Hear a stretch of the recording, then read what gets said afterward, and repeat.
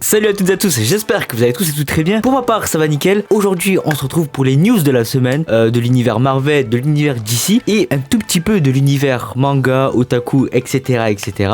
Et ben c'est parti, allez générique.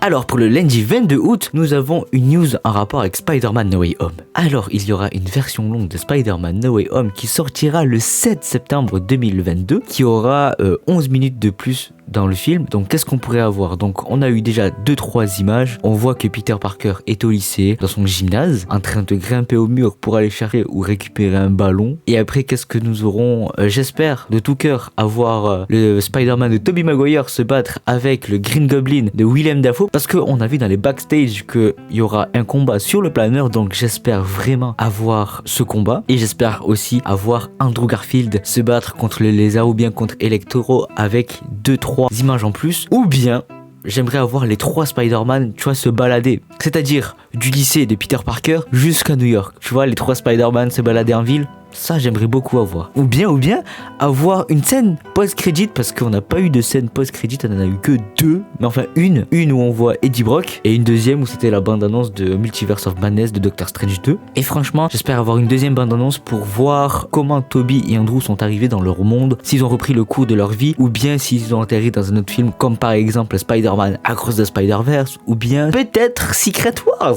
Enfin bref, du coup, passons à la deuxième news du 22 août. Allez, c'est parti. Donc, dans ces 4 storyboards, nous pouvons voir Scarlet Witch qui, à l'origine, devait se battre contre Doctor Strange dans une première version de la séquence dans un saut multiversel. Et ouais, un saut multiversel. Donc là, dans le premier storyboard, comme vous pouvez le voir, nous pouvons voir Strange faire son anneau magique, tu vois, avec sa main. Et là, derrière Wanda, nous avons l'étoile de America Chavez. Et là, ils sont rentrés en collision avec un multivers, ou plutôt avec plusieurs dimensions, etc., etc. Et là, Wanda prend la main de Strange et elle va commencer à faire des incantations, ou plutôt sa magie. Et pour finir, Wanda met la main devant Strange pour l'exploser, quoi, pour lui faire du mal, pour utiliser son pouvoir. Et franchement, j'aurais aimé voir ça, voir vraiment que Strange est en difficulté devant Wanda. Bon, c'est ce qu'il y a eu dans Multiverse of Madness, mais là on peut voir quand même que Wanda est vraiment hyper puissante. Maintenant, passons à la troisième news. Alors pour la troisième news, ça concerne Harry Styles. Alors c'est un chanteur connu qui a fait partie du groupe des One Direction et qui a fait partie du film Eternals. Et aussi le frère de Thanos. Harry Styles a déclaré qu'il faudra un certain temps avant qu'il ne tourne un autre film dans la peau du personnage d'Eros dans le MCU. Et franchement, je vais pas vous le cacher que un film Eternals 2, ça serait stylé de voir Eros, ou plutôt Harry Styles, revenir pour aller aider les Eternals contre la grande menace, c'est-à-dire les Célestes. Maintenant, passons à la 4ème news du 22 août. Allez, c'est parti. Bon. Parlons de Thor Love and Thunder. Thor Love and Thunder sera dans le catalogue de Disney+, à partir du jeudi 8 septembre 2022 sur Disney+. Et non, malheureusement, ça ne sera pas sur le catalogue français, mais plutôt sur le catalogue américain de Disney. Enfin, Disney+. Sur ce, passons à la 5ème news. La 5ème ou la 6ème? Enfin bref, passons à la prochaine news. Alors là, on va parler, toujours de l'univers Marvel, on est bien d'accord. Pour cette news, on va parler du jeu Marvel Avengers. Pourquoi on va parler du jeu Marvel Avengers? Tout simplement parce qu'on aura un nouveau super héros, parce qu'on aura un nouveau personnage jouable à l'intérieur de ce jeu. Donc vous allez me demander, ouais mais qui c'est? Alors, ce personnage, c'est Bucky Barnes, alias le soldat de l'hiver. Et oui mes amis, nous pourrons le jouer. On n'a pas de date de sortie pour l'instant, nous avons juste la news.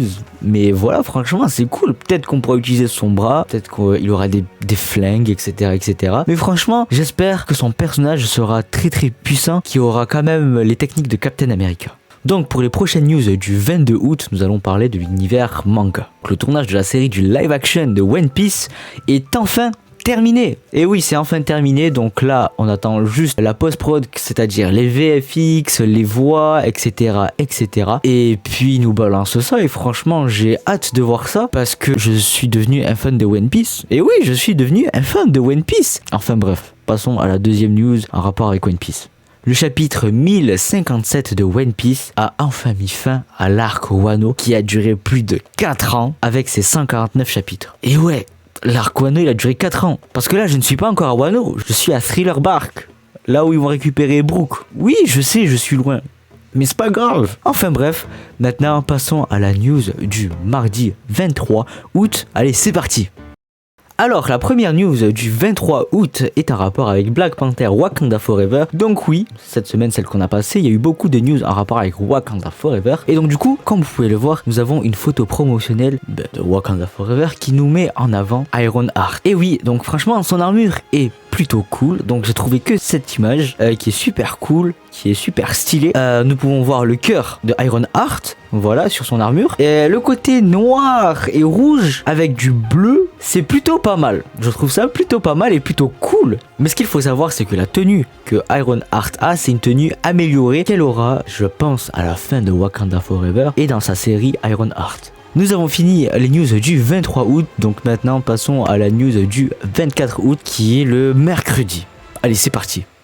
Alors pour le mercredi 24 août, nous avons des news de l'univers DC Comics. Aquaman The Lost Kingdom a été retardé et sortira le 25 septembre 2022. Et ouais, mais ne vous inquiétez pas, l'autre projet aussi a été retardé.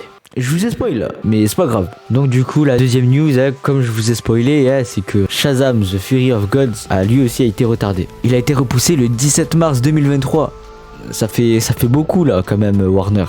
Et d'ici là, ça fait beaucoup de projets qui ont été repoussés là. Enfin bref, passons du coup aux actus Marvel. Alors pour la première news de chez Marvel, Matt Shakman, le réalisateur de WandaVision, fera les 4 Fantastiques dans le MCU, dans la phase 6 du MCU. Ouais, il va le réaliser. Et franchement, je vais pas vous le cacher que c'est un bon réalisateur pour les 4 Fantastiques. Parce que les 4 Fantastiques, c'est un peu d'humour et un peu de sérieux. Parce que avec tout ce qui est Johnny Blaze, en gros la torche humaine, qui lui fait énormément de blagues, ça pourrait très bien fonctionner, ouais. Et le côté sérieux de Red Richard, de Susan Storm et The Things, alias La Chose, ça pourrait très bien matcher, ouais, avec ce réalisateur. Maintenant, passons à la deuxième news. Glenn Powell, celui qui a joué dans Top Gun et qui a incarné Hangman, a démenti les rumeurs dans lesquelles il jouerait Cyclope dans l'équipe des X-Men. Et vous voulez savoir ce qu'il a dit ? Il a dit « Personne ne m'a appelé. Je n'ai même pas eu une seule information de contact pour Marvel, donc je n'ai aucune idée de ce dont les gens parlent. » Et franchement, entre vous et moi, est-ce que c'est vraiment vrai qu'il n'a pas reçu d'appel pour qu'il joue X-Men, enfin Cyclope dans l'univers de X-Men, ou plutôt dans la team X-Men, ou bien c'est un mytho? C'est un mytho parce que dans les contrats de chez Marvel, on ne peut pas dire « Oui, je vais être dans ce film », parce que si tu dis ça, ta carrière elle chute. Et oui, ta carrière elle chute. Enfin bref, moi, je le verrai quand même bien en Cyclope. Et vous le verrez bien en Cyclope? Mettez-le moi dans les commentaires si vous le verrez bien Glenn Powell en tant que Cyclope. Sur ce, passons à la troisième news de chez Marvel.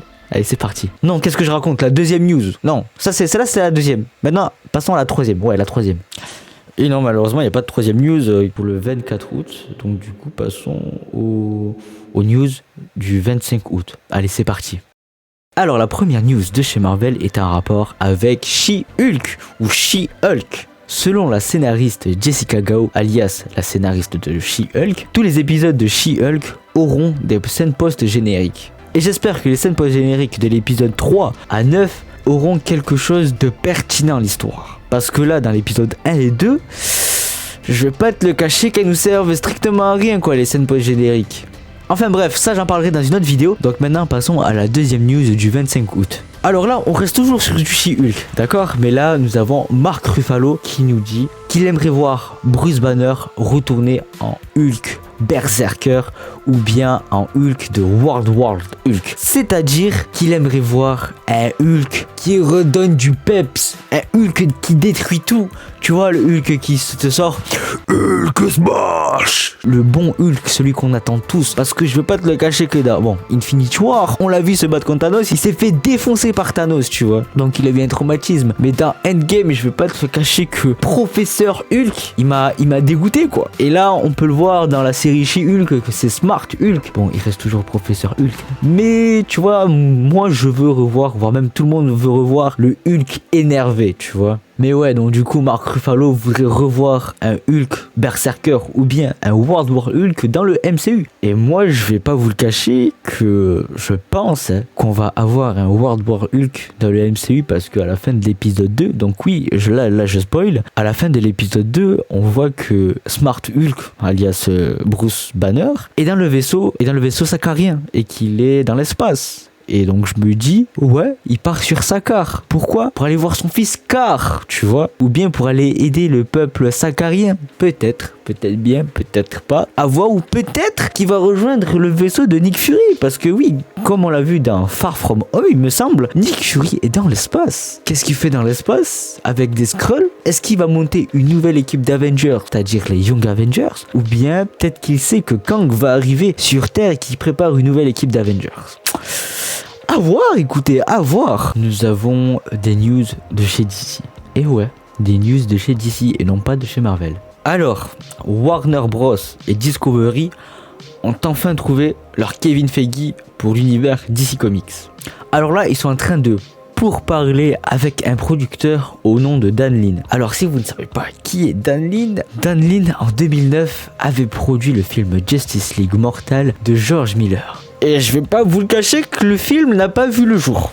Pourquoi il n'a pas vu le jour? Eh ben je vous ferai une vidéo, ou bien je vous enverrai le lien d'une vidéo d'un YouTuber et vous allez comprendre ce qu'est Justice League Mortal. Enfin bref, c'était son projet de rêve de sortir un Justice League, mais le projet il est tombé à l'eau quoi. Mais maintenant, de ce qu'on sait, c'est que Dan Lin pourrait être le Kevin Feige de chez DC. Et franchement, je ne vais pas vous le cacher, en lisant le script de Justice League Mortal, ça tenait la route et ça nous menait vers un Injustice 1 en fait. Et Dan Lin, comme je vous l'ai dit, ça pourrait être le Kevin Feige de chez DC car il produira les films et les séries, c'est-à-dire tout ce qui est HBO Max, The CW, genre avec l'Arrowverse, etc. Ça sera lui qui aura toute la main sur cet univers. Donc maintenant, passons aux news du vendredi 26 août. Allez, c'est parti. Du coup, passons à l'univers Marvel. Donc pour la première news, le réalisateur de WandaVision, Matt Shakman, il est sur le point de réaliser le film des 4 Fantastiques.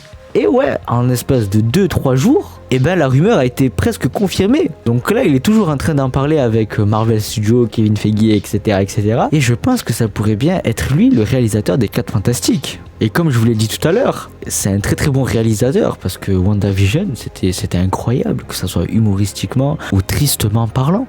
C'était incroyable. Maintenant, passons à la deuxième news. Alors pour la deuxième news, ça a un rapport avec les figurines pop. Enfin, une figurine pop, qui est l'Abomination dans She-Hulk ou She-Hulk. Donc oui, il a eu sa nouvelle pop et franchement sa pop elle est pas dégueulasse. Alors vous pouvez la précommander dès maintenant au prix de 11,99$ qui nous revient en euros 12 € et quelques. Franchement je la trouve plutôt stylée mais sans plus quoi, c'est une pop.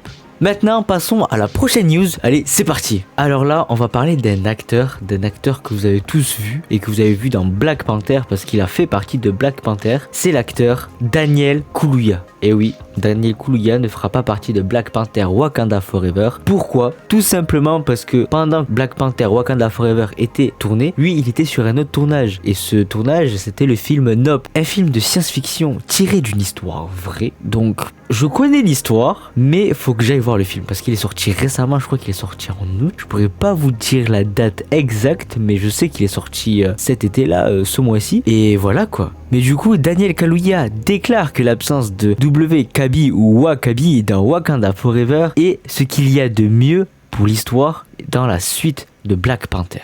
Pourquoi il dit ça? Je pense savoir pourquoi il dit ça. Parce qu'en fait, je crois qu'il a été détesté par le public, quoi. Parce que dans Black Panther 1, il a écouté Killmonger. Parce que c'était lui le nouveau roi. Et normalement, tu vois, quand t'es au service du roi, même s'il change, c'est toujours le roi. Donc tu dois être à son service. Et il a beaucoup plus écouté Killmonger que T'Challa, tu vois. Je pense que son personnage, on va plus le voir, mais plus du tout, quoi.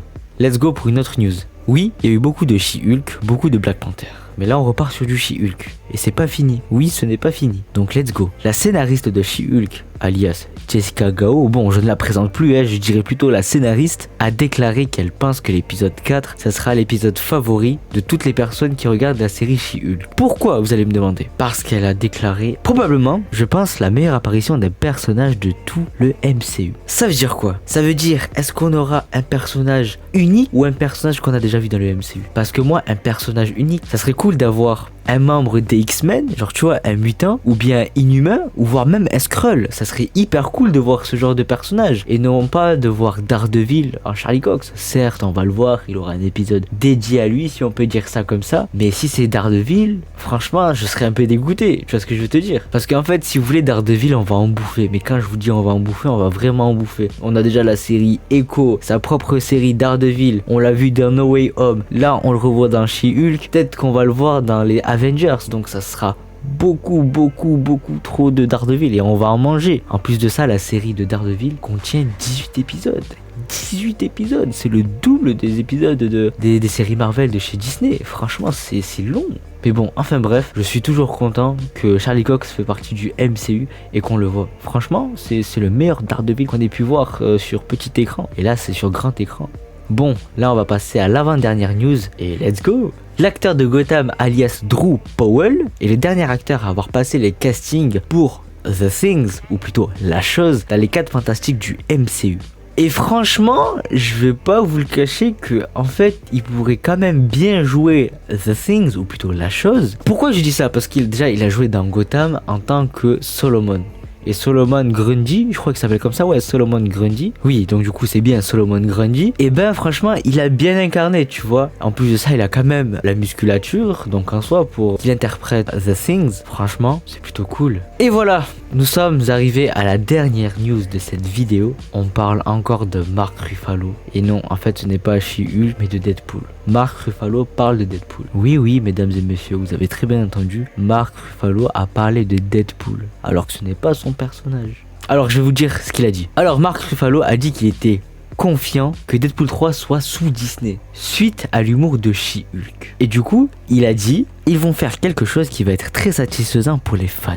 Et franchement, Mark, je t'aime bien, hein, mais je pense qu'ils vont bousiller Deadpool. Pourquoi je dis ça? Parce que tu vois, Deadpool, c'est le personnage, bon, certes, il a brisé le 4e mur, mais il fait de l'humour noir, c'est-à-dire qu'il peut parler de sexe, qu'il peut parler de mort, etc., etc. Et ça sera le seul personnage qui va parler de sexe lors des films Marvel, alors qu'aucun personnage a parlé de sexe, enfin, selon moi, tu vois ce que je veux te dire. Genre, Deadpool, c'est celui qui parle vraiment de cul, mais à foison, tu vois. L'humour, ça va être complètement compliqué, parce que l'humour de She-Hulk, c'est pas trop ça, quoi. Genre, certes, t'as un sourire, mais sans plus, genre, tu vas pas taper des barres comme avec Deadpool. Et franchement, j'ai vraiment peur pour Deadpool. Et voilà, les news de la semaine sont finies. Donc j'espère que la vidéo elle t'a plu. Si elle t'a plu, n'oublie pas de liker, de commenter, de partager et surtout n'oublie pas de t'abonner. Sur ce, bisous sur vos fesses gauches. C'était Tengu Musashi. Sur ce, ciao!